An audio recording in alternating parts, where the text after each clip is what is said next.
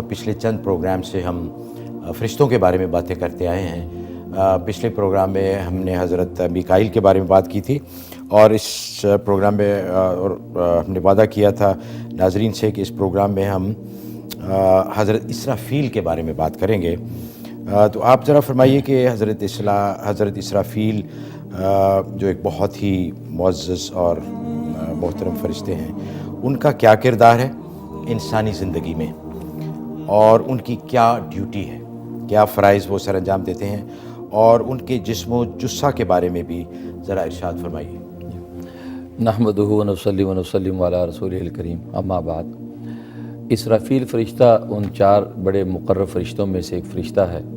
جو اللہ تبارک و تعالیٰ کے بہت قریب ہیں، بلکہ اسرافیل سب سے زیادہ قریب اللہ کے اسرافیل فرشتہ ہی ہے، کیونکہ اسرافیل اور اللہ کے درمیان صرف 7 نور کے پردے ہیں۔ اس لیے حدیث میں آتا ہے کہ نبی پاک صلی اللہ علیہ وسلم فرماتے ہیں کہ اللہ کے سب سے زیادہ قریب اسرافیل ہے، اس کے بعد جبرائیل ہے، اس کے بعد میکائیل، اور پھر عزرائیل ہے۔ اسرافیل کا لفظ جو ہے وہ اسراف سے ہے۔ اسراف کا معنی ہے کثرت اور زیادتی، جیسے کہ ہم عام معنی میں اسراف کا معنی استعمال کرتے ہیں۔ تو اسرافیل کا نام اسرافیل اس لیے کہ اس کے پر بہت کثیر ہیں، اس کے پر سب فرشتوں سے سب سے زیادہ ہیں، اور اس قدر پھیلے ہوئے ہیں، اور جس کی جسم و جثہ کا یہ عالم ہے کہ اس کا ایک پر مشرق میں ہے، اور دوسرا پر جو ہے وہ مغرب میں، اور تیسرا پر جو اس نے اپنے سر پہ ڈھانپ رکھا ہے، اور چوتھا پر جو 7ویں زمین کے نیچے ہے۔ اتنا بڑا فرشتہ ہے۔ اور حدیث میں آتا ہے کہ جو سور اللہ تبارک و تعالیٰ نے پھونکنے کے لیے اس کو دے رکھا ہے، وہ شیشے کے جو ہے موتی کا بنا ہوا ہے، اور اس میں اتنے سوراخ ہیں کہ جتنی روحیں اور سانس کے نفس والے لوگ انسان ہیں، اتنے ہی اس کے سوراخ ہیں، اور کسی ایک سوراخ سے 2 روحیں نہیں نکل سکتی، اور وہ اس کے دھانے پہ منہ رکھ کے بیٹھا ہے، اور اس سور کا جو دھانا ہے وہ اتنا بڑا ہے جتنا آسمان و زمین کی گولائی ہے، اتنا بڑا دھانا ہے۔ اس سے اس کے جسم و جثہ کا اندازہ کریں کہ اس کا جسم و جثہ کتنا بڑا ہوگا۔ تو یہ اللہ تبارک و تعالیٰ کی طرف نگاہ کر کے بیٹھا ہے کہ جیسے اشارہ ہوگا یہ سور پھونک دے گا، اور پورے عالم کے اندر قیامت برپا ہو جائے گی۔ تو یہ اس کی ڈیوٹی ہے، سور پھونکنے کا۔ اچھا، اس کے علاوہ حضرت ان کے کوئی اور، یا صرف یہی ڈیوٹی پہ ہاں، معمور ہے؟ دوسرا کام اس کا یہ ہے کہ لوح محفوظ میں اللہ تبارک و تعالیٰ جب کوئی نیا حکم ظاہر فرماتے ہیں تو لوح محفوظ اس کی طرف بڑھتی ہے، اس کے ماتھے سے ٹکراتی ہے، اور اس کے دونوں آنکھوں کے درمیان آ جاتی ہے۔ وہ اس میں اس حکم کو پڑھتا ہے۔ اگر اس حکم کا تعلق جبرائیل کے ساتھ ہوتا ہے تو جبرائیل کو بلا کے بتا دیتا ہے،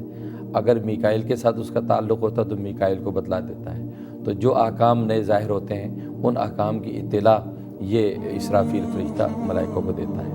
اور ایک روایت میں عجیب بات آتی ہے کہ حضرت آدم علیہ السلام کو جب سجدہ کرنے کا حکم دیا گیا تھا تو سب سے پہلے اسرافیل نے سجدہ کیا تھا۔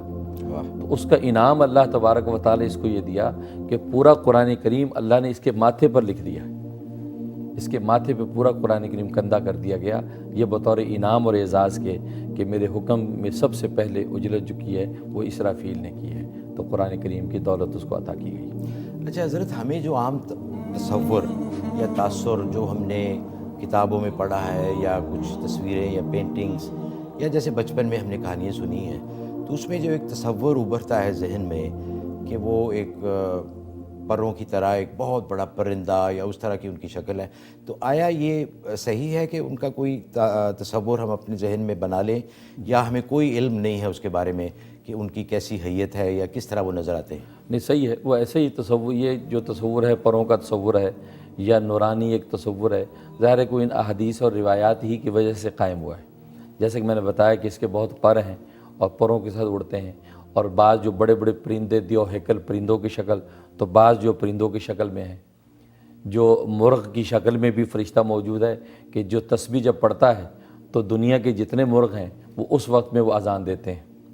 تو اللہ تعالیٰ نے پرندوں کی شکل میں بنا رکھے ہیں فرشتے، وہ اسی حیت کے ساتھ وہ پرواز کرتے ہیں، تو یہ تصور صحیح ہے۔ تو لیکن ایگزیکٹ تصور تو ظاہر ہے کہ وہ اللہ اور اللہ کے رسول جانتے ہیں، لیکن پروں کا تصور اور ان کے جسم و جثے کا تصور وہ ایسا ہی ہوتا ہے۔ اچھا حضرت، اس سلسلے میں جو ایک فرشتے کا ذکر باقی رہ گیا ہے جس سے ہمیں بہت ڈر لگتا ہے، بلکہ ساری دنیا کو ڈر لگتا ہے، وہ حضرت عزرائیل علیہ السلام۔ ہمیں انتظار بھی ہے ان کا، اور ان سے کوئی فرار یا چھٹکارا بھی ممکن نہیں ہے، سب نے ان سے ملنا ہے، ان کا سامنا کرنا ہے۔ تو اگلے پروگرام میں انشاءاللہ حضرت اسرائیل کے بارے میں، جو جنہیں موت کا فرشتہ کہا جاتا ہے،